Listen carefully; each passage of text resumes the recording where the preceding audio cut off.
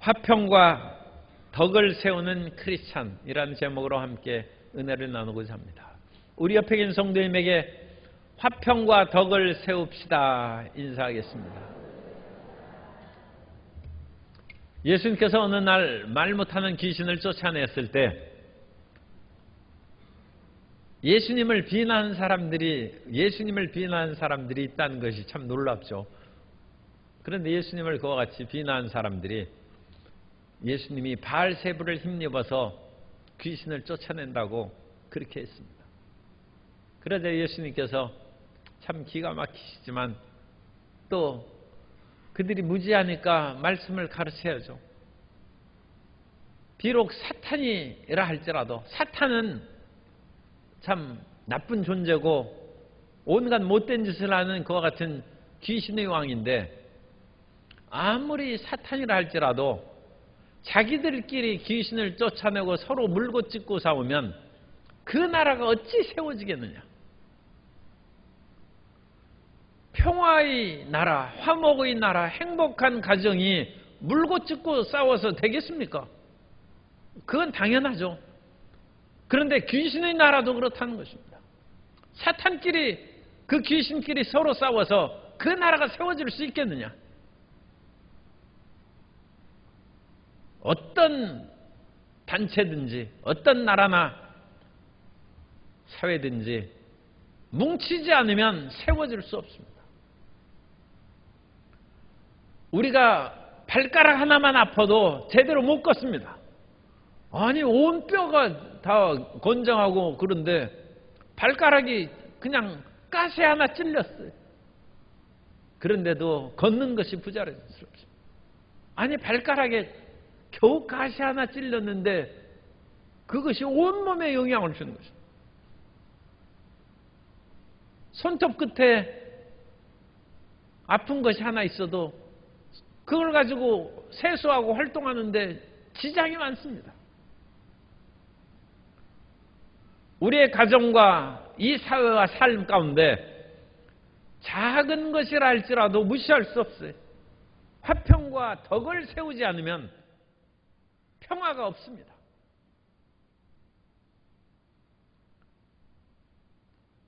새로운 정부가 세워졌으니까 그렇게 우리가 적극적으로 힘을 실어주고 좋은 말을 하고 그래야 되는데 자기들끼리 그렇게 당 대표를 쫓아내고 뭐하고 하고 그러니까 그런 일들이 국민 눈에 제대로 좋게 보이겠습니다. 지지율이 20%대로 떨어졌다고 그래요. 어찌 여당뿐이겠습니까? 여야가 서로 협치해야 뭉쳐서 힘을 합해야 그래야 대한민국이 되는데 여당과 야당이 사사건건 서로 물고 찢고 싸우면 어느 나라가 되겠습니까? 그런데 이제 오늘 본문 말씀을 생각하면서 우리가 교회에 대해서 이제 말씀을 나누도록 하겠습니다. 교회에서 각 기관과 부서들이 많이 있는데 자기만 잘 믿는다고 잘 되지 않습니다. 성경은 분명히 우리가 그리스도의 몸된 지체라고 하고 있습니다.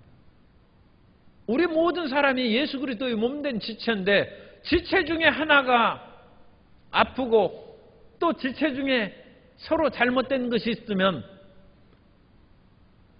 온몸이 고통스러워요. 사람이 두통이 있다고 해서 머리만 아프고 손발은 까딱없고 그런 것이 아니지 않습니까? 머리가 아프면 온 손과 발에 힘이 없는 것입니다. 우리 가정도 마찬가지죠. 가정에서 어느 한 지체가 고통과 비탄에 빠지면 집안에 평화가 없습니다. 그러므로 우리가 우리의 가족을 위하여 기도하고 우리의 교회 전체를 위하여 우리가 기도하고 힘을 쓸 때 비로소 나 자신도 건강하고 평안하게 된다는 것을 잊지 않아야 됩니다.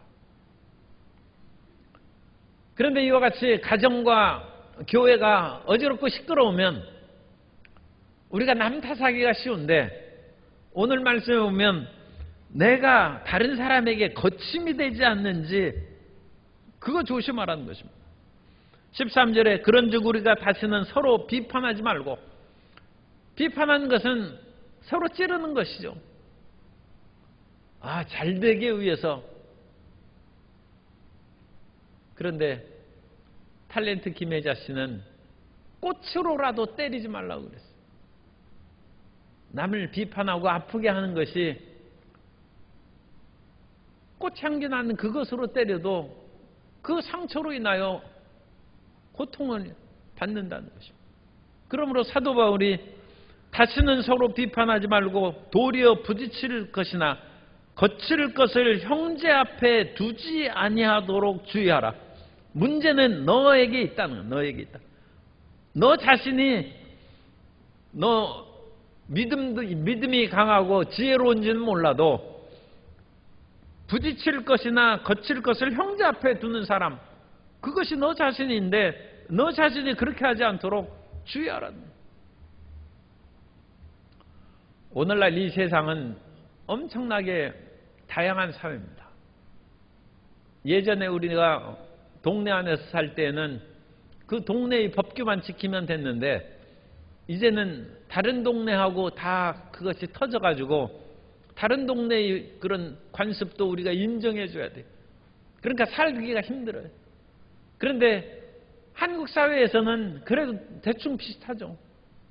그런데 세계의 모든 것들이 통합되는 지구촌 시대가 되니까 전혀 다른 것들이 우리 삶 가운데 다가오는데 기가 막히는, 우리 마음을 바꿔야 되는 것이 참 이 실례의 표현입니다만, 예전에 그 공부 잘하는 딸을 미국으로 시집 보냈는데, 미국으로 유학 보냈는데 흑인하고 결혼하고 왔어요. 그래서 그 딸의 어머니가 돌아가셨어요. 충격으로. 그러면 안 되죠. 그 세계 노벨상 받고 훌륭한 흑인들이 얼마나 많은데, 이건 정말 이 인종차별적인 약간 표현이 돼서 이거 참 흑인을 가까이 하는 사람은 용서하시기 바랍니다. 흑인 사회 얻었다고 그 죽으면 되겠어요. 그런데 우리 심령은 그럴 수가 있다는 거예요. 우리는 이 안에서 너무 우리 같은 혈연 집단 속에서 많이 살아왔기 때문에 그렇다는 거예요. 옛날에 조선시대 여인들은 가슴에 은장도를 품고 다녔어요. 은장도로 남을 찌르라는 것이 아니라 정절을 잃을 위험이 있으면 스스로 죽으라는 거예요. 그거 자살용입니다. 절대로 자살하면 안 됩니다. 절대로 자살하면 안 되는데, 옛날에는 정조를 지키는 것이 양반 사회에서 너무 중요했기 때문에 그런 위급한 일이 당하면 집안 망신시키지 말라는 거예요. 참 혹독한 것이죠. 그런데 중국의 쓰촨성의 그 히말라야산 계곡에서 오지에 오늘날까지 모계 사회가 있어요. 거기는 일처 다부 사회예요. 부인이 여러 명 남자 거느리고 삽니다. 그 사회가 21세기에도 여전히 있어서 한 부인이 여러 남자하고 그냥 데리고 사는 거예요. 여자가 중심 사회예요. 그러니까 혹시라도 우리 한국 여성분들이 결혼 몇 번 했다고 비판하고 시끄럽게 굴면 거기 가서 그냥 살면 돼. 자유롭게. 전혀. 그러면 훌륭한 그런 매력적인 사람이 왔다고 그렇게 얘기할 수도 있어요. 그러니까 이 다양한 사회 속에서 인간의 관습과 습관으로 남에게 거친 돌을 주고 남을 괴롭게 하지 말라는 거죠. 그리고 이 세상에서 절대선은 하나님 한 분밖에 안 계십니다. 모든 것은 상대적입니다. 우리가 음악을 좋아하고 많이 그렇게 듣고 그러는데 옛날 그 무슨 그 역사극이나 그런 거 보십시오. 연산군이나 타락한 왕들이 꼭 주악을 연주하면서 방탕한 짓을 하는 거예요. 음악이 사람의 방탕을 부추기는 도구가 돼요. 그러니까 음악으로 하나님의 찬양하고 영광 돌리는 일도 할 수 있지만 꼭 나쁜 짓 하는 사람들은 음악을 그렇게 연주하고 그 방탕한 일을 하는 거예요. 음악이 절대적인 선이 아니죠. 그렇죠? 우리가 배너 같은 영화를 보면 정말로 믿음이 굳건해지고 하나님의 역사 돌보시고 사랑하시고 기적을 베푸시는 그런 역사를 배너와 같은 영화에서는 우리가 얻을 수가 있는데 온갖 희한하고 잡된 영화들이 또 수두룩하게 있어서 사람의 믿음을 깎아버리고 불신앙으로 유도하고 공포와 두려움과 좌절감을 일으키는 영화도 많이 있습니다. 그러므로 오늘날 예술의 자유라고 그렇게 하는 것도 정말 어느 정도는 좀 통제를 할 필요가 있지 않을까.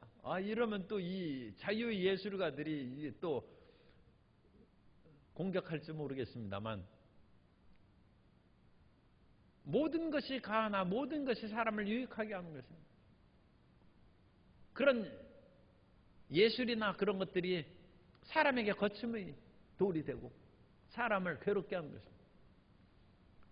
로마서 14장에서는 특별히 음식에 의해서 사람들을 거치게 하는 그런 것들로 강권하지 말라는 것입니다.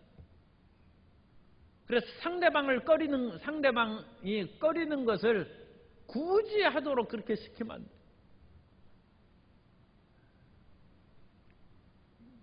수학의 노벨상이라고 하는 그 필즈상을 허준이 교수가 받았는데 넥타이를 잘 못 매는 것으로 또 기사가 났어요. 공부하고 자유롭게 편하게 연구에 몰두하다 보니까 그냥 넥타이 안 매고 평상복으로 같이 다니는 그런 일들이 익숙해져서 못한다.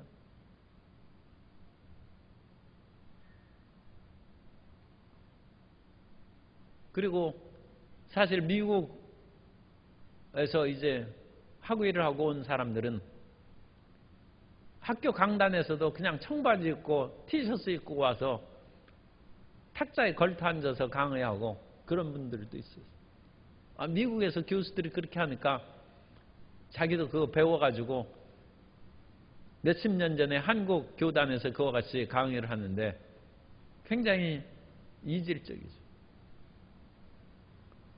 그런데 그와는 반대로 옛날에는 등산 갈 때도 제가 넥타이를 들고 왔어요. 왜냐하면 산에 가서 기도할 때 넥타이를 다시 매야 돼. 경건을 강요하는.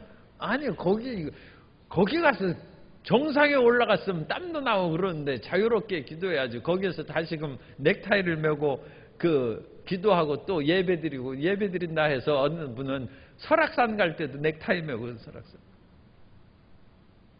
지나치게 뭐를 강요하지 말라. 그것이 하나님께 온전히 연락되는 것이라고 어찌 말하겠습니까? 하나님께서는 신령과 진정으로 곧 영과 진리로 예배드린 자를 찾으신다고 했지 넥타이를 맨 자를 찾으신다고 안 했어요. 그래서 오늘날에도 적지 않은 그런 교회에서는 넥타이 안 매고 그 공적인 예배에 그렇게 설교하는 분들이 요즘에 가끔 많이 나타나고 있습니다. 그래서 그런 외부적인 모습의 경건성을 뚫고 내면의 진정한 경건을 보라는 것입니다. 참신앙으로 하나님을 믿으라는 거예요. 그러나 어쨌든 간에 우리의 신앙생활에 있어서 이와 같이 남을 거리끼게 하는 일을 우리가 조심을 해야 되고 억지로 다른 사람에게 강권한 일을 금해야 됩니다. 우리나라가 2021년에 인구가 9만 명이 줄었어요. 그래서 우리는 작년부터 인구 감소 국가에 들었습니다. 일본은 14년째 인구가 감소해서 지금 노동력이 현저하게 부족해지고 있습니다. 우리나라도 이제 우리나라 자체로서 지금 모든 세워놓은 집이나 사업장에 일할 사람이 없어요. 인구가 9만 명 작년에 감소했어요. 65세 이상의 고령층은 늘어나고 태어난 숫자는 현저히 줄어들고 그래서 플러스 마이너스 해서 그래도 9만 명이 줄었다. 그러니까 성도 여러분이 집에 가셔서 이제 자녀들 보고 결혼하라고 해야 돼요. 그런데 결혼을 강요하는 것은 금물이에요. 결혼하라고 해서 자녀가 별로 결혼할 생각이 없습니다 하면 그때 그래 너를 이해한다 하면서 부모를 용서해라. 우리 부부가 너한테 그렇게 아름다운 삶을 보이지 못해서 내가 결혼을 안 하는 것 같은데 다 엄마 아빠 잘못이다.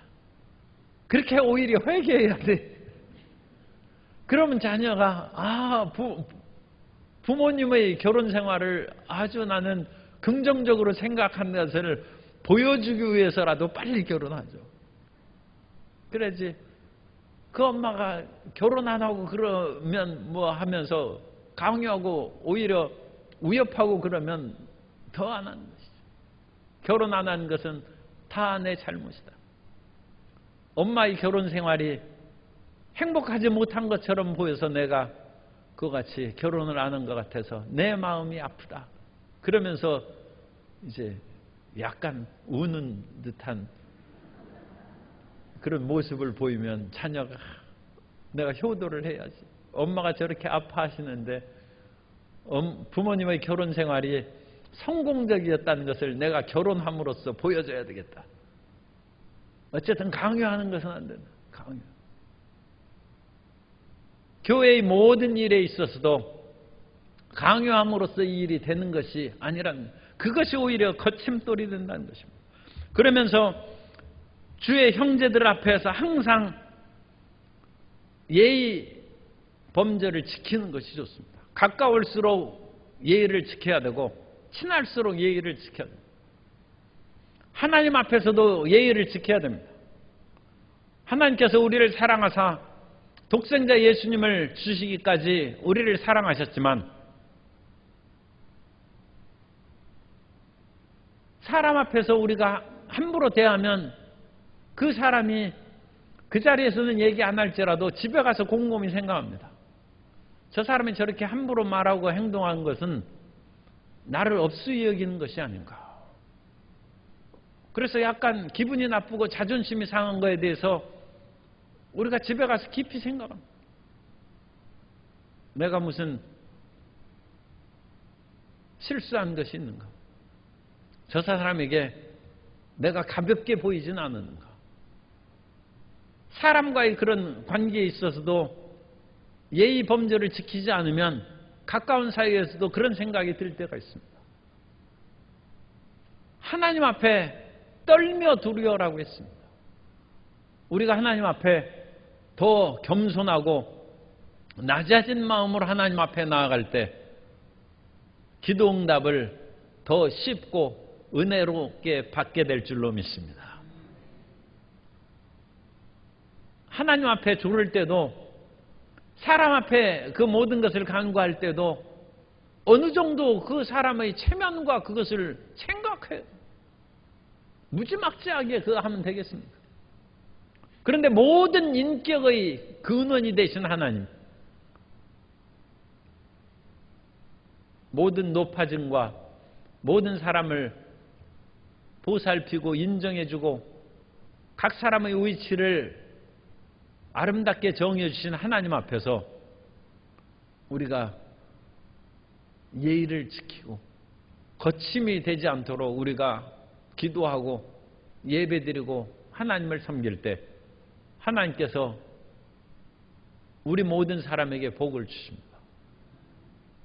그러므로 특별히 우리가 공적인 예배를 드릴 때는 우리 성도님 전체에 관심을 가지고 지켜보신다는 것을 기억하시고, 우리 성도님들이 나만 예배 잘 드리면 되지 하는 생각을 가지면 안 됩니다. 서로 돌로 보아주고 잘 예배를 드려야 됩니다. 그래야 하나님께서 기쁘게 받으십니다. 가끔 가다가 이런 얘기는 좀 오해하지 않기를 바랍니다. 성도 여러분이 예배를 드릴 때 딴짓하는 것이 안 보일 것 같아도 저 다 봅니다. 그러면 여기에 있는 그 수많은 사람을 향하여 내가 말씀을 외치다가 그런 모습을 보면 마음이 팍 상해요. 그러면 그것을 메꿔가면서 말씀을 증거해야 되기 때문에 120%의 에너지로 나와야 될 말씀이 그것을 메꿔주는 바람에 줄어들어요. 심지어 그런 것으로 인하여 계속 휴대폰 벨을 울리거나 그것을 또 심지어 그거 받아가지고 고개를 숙여가지고 또 얘기하는 사람 소리까지 다 들려요. 성도 여러분하고 나 사이가 그렇게 먼 것이 아닙니다. 그러면 그것을 내 마음 가운데 이기고 말씀을 증거하려면 어마어마한 에너지가 될 뿐만 아니라 상당한 손상이 있어요. 그러면 전체 손해죠. 그분 한 분 문제가 아니라 전체의 그런 손해가 타고. 그러므로 옆에 있는 사람이 그런 거 하면 못하게 그걸 막는 것이 나를 위해서 하는 거예요. 전체를 위해서 하는 거예요. 이 사람하고 나하고 무관하고 잘 알지도 못하는 우리 성도님인데 그러면 전체가 피해를 보는 거예요. 그런데 이것은 제가 비유를 해서 그렇게 이제 말씀을 드렸습니다만 사실 제가 하는 그것은 작은 일이고 큰 문제가 아니에요. 하나님이 그러실 수 있어요. 성도 여러분이 열심으로 찬양하고 예배드리고 주님을 예배는 하나님께 드리는 것이지 담임 목사 보라고 하는 것이 아니죠. 하나님이 보시기에 그런 것들이 뻔히 보이는데 하나님께서 하늘문을 열어서 복을 내리시다가 그 하나님이 흡족하게 주시겠습니까?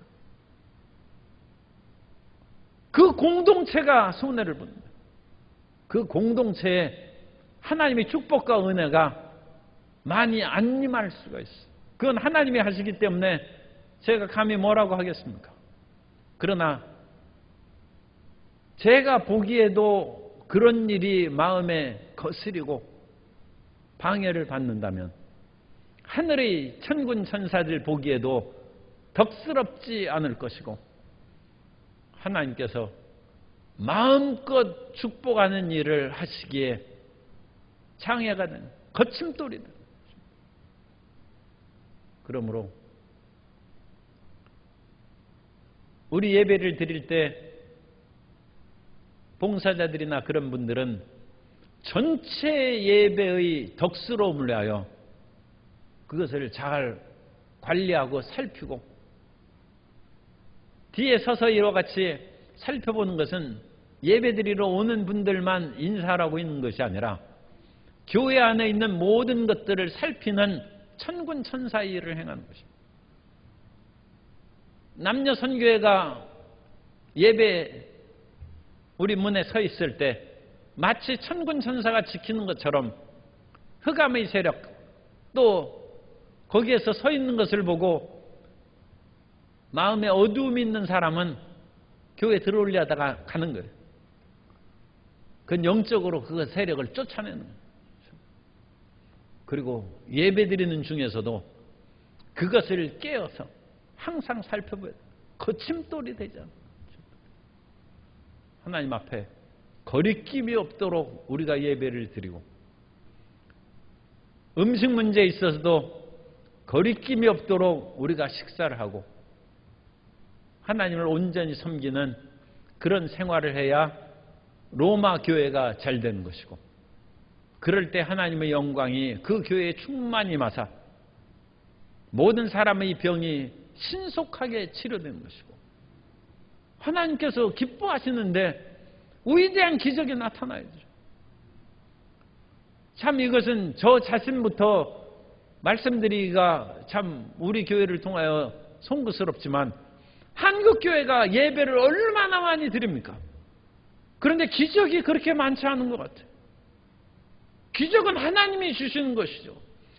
예배는 우리가 드리는 것으로 하는데 그 예배를 통하여 하나님께서 영광을 받으시면 어찌 죽은 자를 살리고 없는 것을 있는 것 같이 부르시는 기적이 임하지 않겠습니까? 기드온이 포도주 틀에 숨어서 타작을 하다가 하나님의 사자를 봅니다.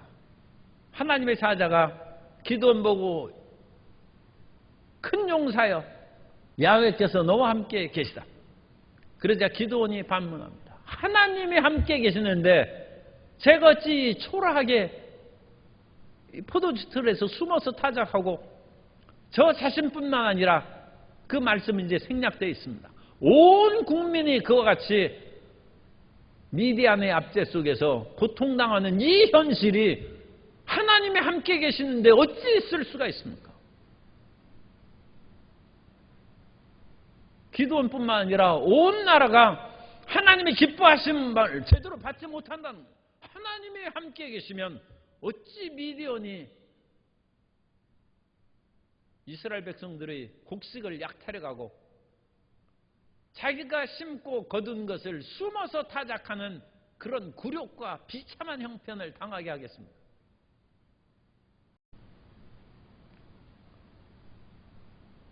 좀 크게 얘기해서 한국교회는 진정한 예배를 회복해야 됩니다. 그냥 드리는 것이 예배가 아닙니다. 하나님이 받으시는 예배를 드려야 되고, 하나님이 역사하시는 예배를 드려야 됩니다. 하나님이 임재하시는 예배를 드리면 주의 영광이 우리 가운데 임재하여서 지나갔는데 삶의 비탄과 좌절이 떠나가는 것이죠. 생명의 하나님이 임재하시는데 질병과 귀신이 떠나가는 것입니다. 그와 같은 기적이 풍성하게 임하는 우리 교회가 되고 한국 교회가 되어야 될 줄로 믿습니다. 그래서 그 예배의 한 관건으로 우리가 거침돌이 되는 예배 드리면 안 된다. 정신을 차려서 내가 정신 차리고 온전하게 드리면 우리 예배의 전체가 살아난다는 그러한 책임감을 가지고 드리면 이 자기도 복을 받고 그런 마음 가졌는데 하나님이 은혜를 안 주실 까닭이 없죠. 뿐만 아니라 그런 마음을 가지고 우리가 똘똘 뭉쳐 있으면 하늘의 능력과 기적이 반드시 나타나게 될 줄로 믿습니다.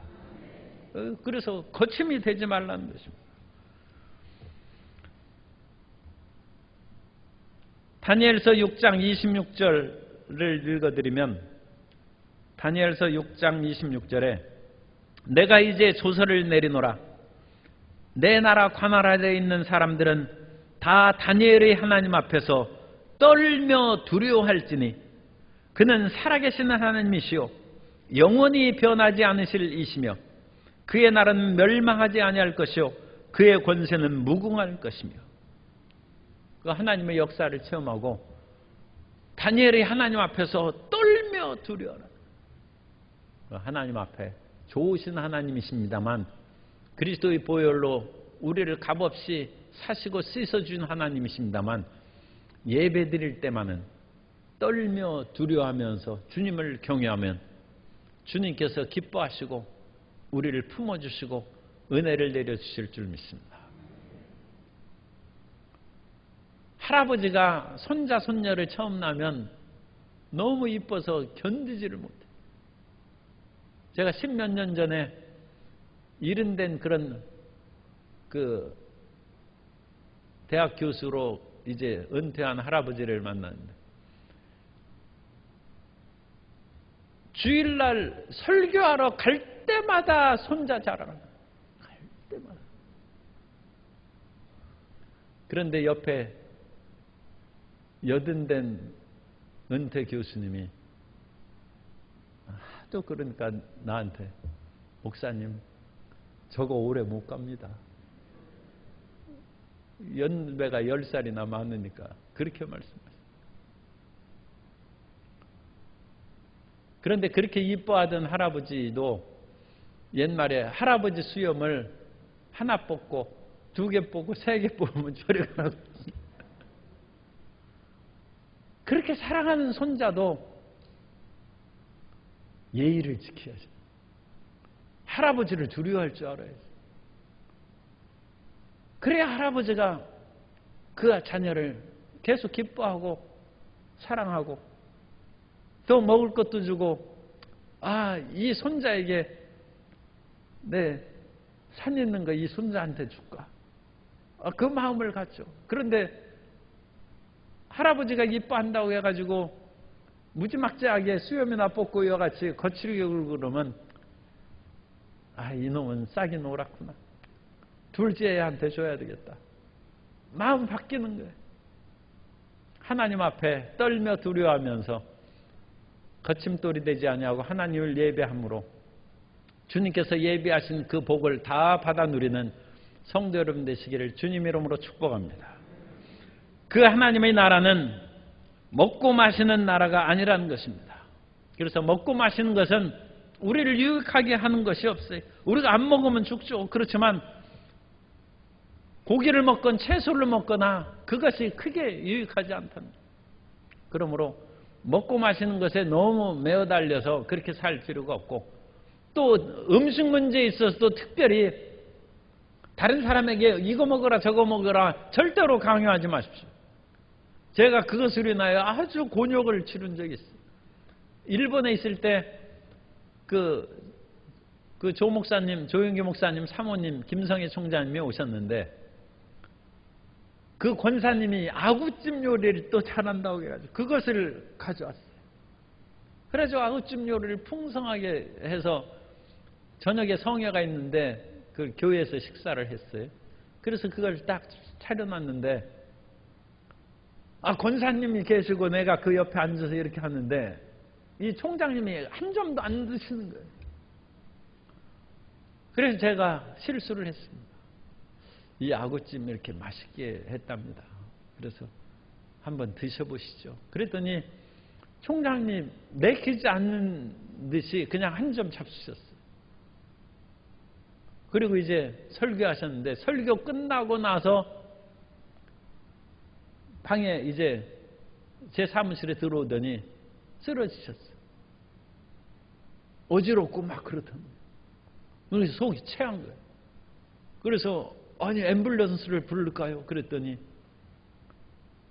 또 세계적인 종의 사모님이 앰뷸런스 실려서 일본에서 갔다고 하면 그거 덕이 안 된다. 부르지 말라고 그러시더라고요. 그래가지고 옆에 있는 다른 그 일본에 오래 산 사람한테 의사를 부를까 했더니 일본 의사는 절대 왕진 안 온대. 아니 사람이 아픈데 왕 해야지. 그래가지고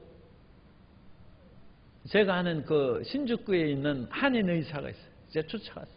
그래서 와달라고 하니까 일본 의사가 아니어서 그런지 왕진으로 왔어요. 그래서 주사를 놔주고 이건 체한 것이니까 크게 염려할 필요는 없다고. 그래가지고 정신을 좀 차리셨어요. 그런데도 이 속에 꽉 막혔다고 그러시더라고요. 그래서 제가 등을 1시간 두드렸어요.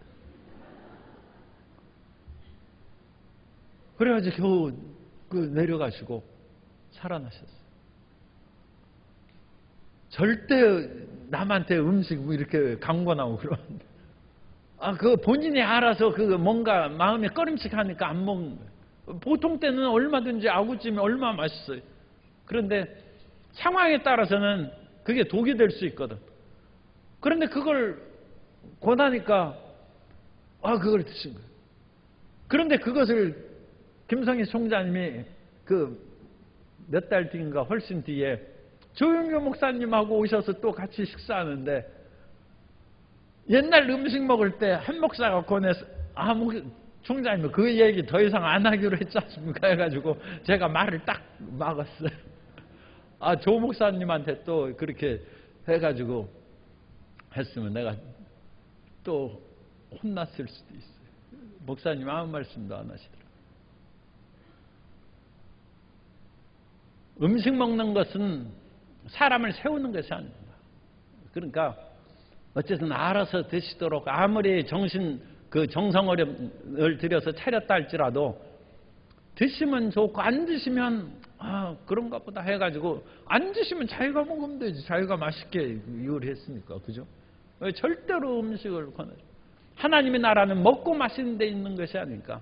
오직 하나님의 나라는 의와 성령 안에서 의와 평강과 희락이라. 그래서 성령 안에서 오직 우리가 관심을 써야 될 것은 예수 그리스도를 믿음으로 말미암아 의롭다함을 얻는 것. 하나님의 나라는 그 하나님의 말씀을 증거하심으로 우리 마음 가운데 믿음이 생겼네. 믿음의 의가 생겼네. 그래서 서로 대화를 하면서 우리 마음 가운데 예수 그리스도로 말미암아 의로움이 충만할 때 그것이 올바른 대화입니다. 아무리 좋은 음식 세네 진미를 차려놓고 예수님 믿는 사람들이 모여서 먹고 마시고 하는 거 아무 필요 없어. 그건 음식 먹는 그것에 불과한 것이죠. 예수님 믿는 사람들이 하나님의 나라는 먹고 마시는 데 있지 않은데 그냥 먹을 만큼 먹고 시장기 없애고 그랬으면 됐지. 그것으로 무슨 먹는 것에 즐거움을 하고 식도락을 하고 그럴 필요 없어요. 우리는 그 대화 속에 예수 그리스도의 믿음으로 말미암은 의의 세계를 펼쳐야 되고 서로 마음에 맺힌 것이 음식을 먹고 다정하게 서로 간에 대화함으로 말미암아 화목의 평화가 임하게. 그래야 밥 잘 먹은 거예요. 참 비싼 거 맛있는 거 먹었다. 그렇게 해서 되는 것이 아니라 이 음식을 먹고 같이 대화하면서 평화가 임하는 우리 성도님의 식사가 되시기를 예수님의 이름으로 축원합니다.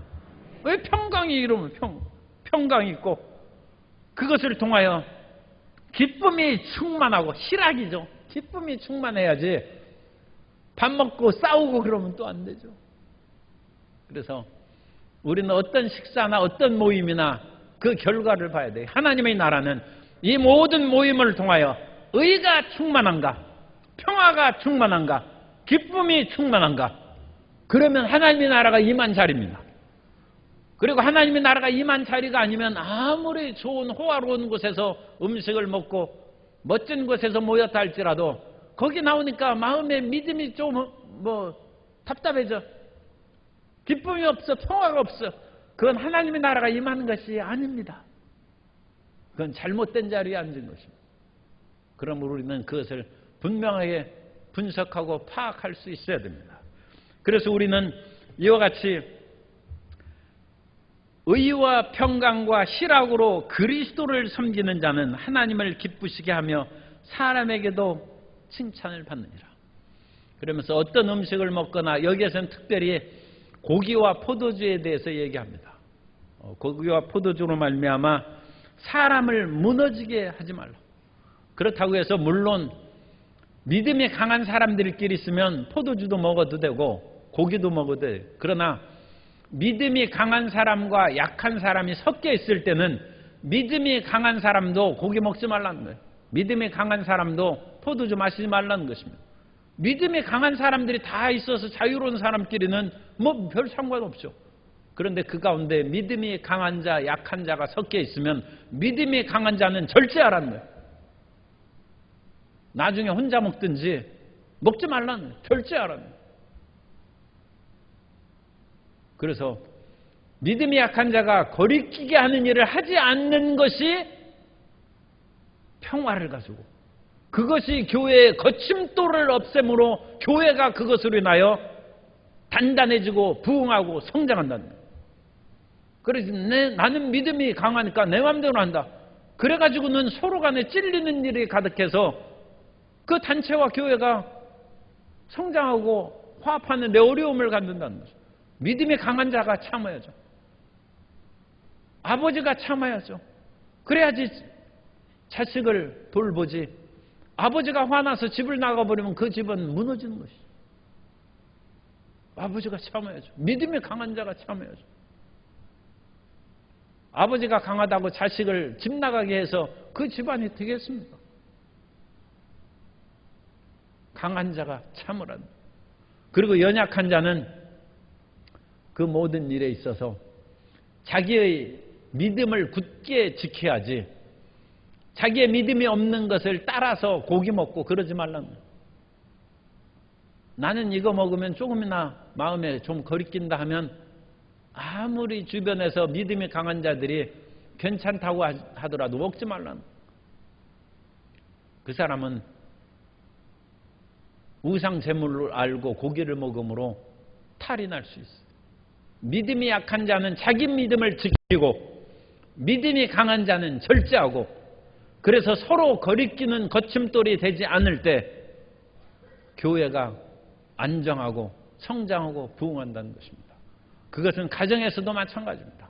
가정에서도 믿음이 강한 자가 어른이 절제하고 믿음이 약한 자녀들은 자기 분수를 지켜서 잘못된 길로 걸어가지 않을 때 가정이 평안하고 사업과 직장이 평안하고 더 나아가서 우리의 모든 교회 일들에 하나님의 은혜가 임하게 될 줄로 믿습니다.